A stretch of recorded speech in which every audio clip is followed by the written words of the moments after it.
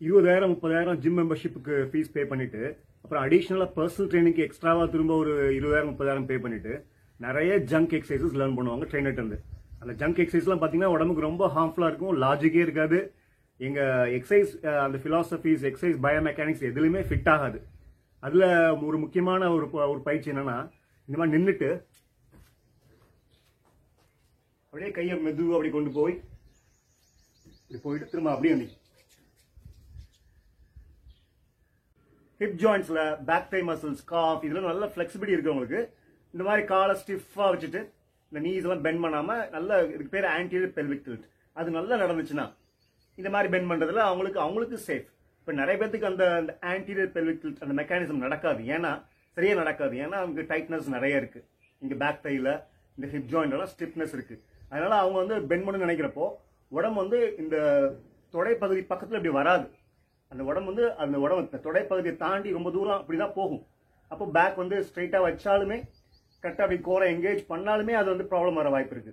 அப்படி இருக்கும்போது அந்த மாதிரி ஃபிட்னஸ் உள்ள ஆட்கள் வந்து இந்த மாதிரி கைகள் இப்படி ஊனி இப்படி போய் திரும்ப இப்படி எந்திக்கிறது கண்டிப்பா பேக்ல நிறைய இஷ்யூஸ் வர வாய்ப்பு இருக்கு. முக்கியமா டிஸ்க் இதெல்லாம் வந்து டேமேஜஸ் ஆச்சுன்னா அந்த லோ பேக் பெயின் வந்து லைஃப் லாங் ப்ராப்ளம் ஆயிடும். இந்த மாதிரி ஃபேஸ் டவுன் பொசிஷன்ல கைகளை ஊன்றி ஃப்ளோர்ல இருந்து ஸ்டாண்டிங் பொசிஷன் வர்றது வந்து நல்ல டெக்னிக். ஆக்சுவலா நல்ல கேலரி பர்னிங் பண்ணலாம், வெயிட் லாஸ்க்கு ரொம்ப ஹெல்ப்ஃபுல்லா இருக்கும்.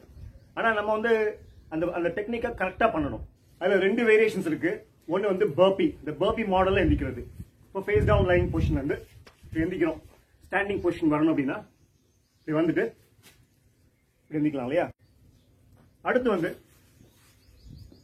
இந்த பொசிஷன் வந்து இப்படி வந்துட்டு அப்படி ஜம்ப் நேரா ஸ்குவாட் பண்ண முடியல அப்படின்னா ஒரு காலை ஃபர்ஸ்ட் ஃப்ரண்ட்ல அப்படி வச்சுட்டு அப்புறமா நெக்ஸ்ட் லெக் அப்படி ஸ்குவாட் ஃப்ரண்ட்ல வச்சுட்டு ஸ்குவாட் பொசிஷன் வந்து இப்படி எந்திக்கிறது. இந்த 2 ட்ரைனிங் வேரியேஷன்ஸ்ல நம்ம எதை சூஸ் பண்ணாலும் நம்மளுக்கு வந்து ஒரு பேசிக்கா நம்மளுக்கு ஒரு சில ப்ரிப்பரேட்டரி ட்ரைனிங் தேவைப்படுது.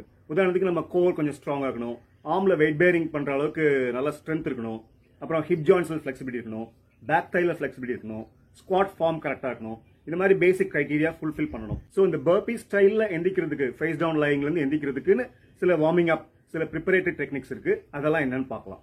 இடுப்புல முழங்கால் மூட்டுல இந்த ஆங்கிள் ஜாயிண்ட்லாம் கொஞ்சம் ஓரளவுக்காவது ஃபிளெக்சிபிலிட்டி இருக்கணும்.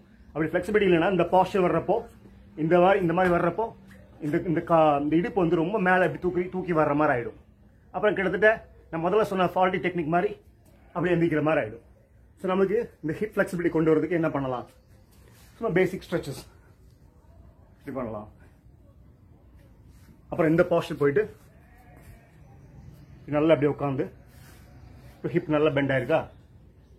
அப்புறம் நீ ஜாயினுக்கு என்ன பண்ணலாம்?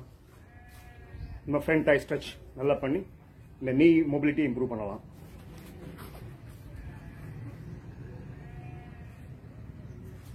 அப்புறம் ஆங்கிளுக்கு என்ன பண்ணலாம்? இந்த பாஸ்டர் போயிட்டு இந்த குதிகால அப்படி டச் பண்ண மாதிரி கொண்டு வரலாம், காஃப் ஸ்ட்ரெச்.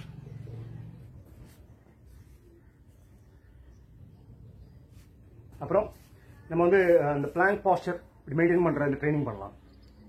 இதுல போஸ்டியர் பெல்விக் டில்ட் வந்துடும், கோர் ஸ்ட்ரென்தனிங் வந்துடும். அப்புறம் வந்து இந்த பாஸ்டர்ல இருந்து இப்படி போகணும் ஸ்குவாட். அப்போ squatting, so squad even at least half depth squad training பண்ணலாம். இப்போ இந்த டெக்னிக்கோட சேர்த்து இந்த ஜம்ப் பண்றவங்களுக்கு ஹீல் ரைஸ், இந்த காஃப் ஸ்ட்ரென்தனிங் எக்ஸசைஸ் இன்க்ளூட் பண்ணிக்கலாம். அப்புறம் ரெகுலர் புஷ்அப்ஸ் இல்லைன்னா மாடிஃபைட் புஷ்அப்ஸ் இதை இன்க்ளூட் பண்ணிக்கலாம். இப்ப காமிச்ச டெக்னிக்ஸ்லாம் ஒரு சூப்பர்ஃபிஷியலா பர்ப் ரிலேட்டடா இருக்க மாதிரி இருக்கு. ஆனா நம்ம வந்து ஓவரால் ஸ்ட்ரென்த் ட்ரைனிங் பண்றோம் இல்லையா, ஷோல்டர், ட்ரைசெப்ஸ், நிறைய எக்ஸசைஸ் நம்ம வந்து லெக்ஸ் பண்றோம், natural body work out, full body work out. அதெல்லாம் பண்ணும்போது பர்பிக்கு மட்டும் இல்லை, நம்ம வந்து எல்லா எக்ஸசைஸுமே நம்ம வந்து பிழை இல்லாமல் பண்றதுக்கு நம்ம ட்ரைனிங் பண்ணணும்.